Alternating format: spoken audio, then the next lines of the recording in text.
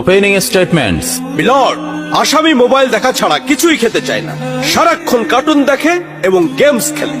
আসামি সম্পূর্ণরূপে মোবাইল আসক্ত।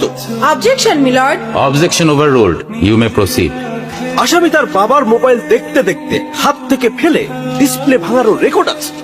মহামান্য আদালতের কাছে আসামির সর্বোচ্চ শাস্তি আজীবন মোবাইল নিষিদ্ধ করা জোর দাবি জানাচ্ছি।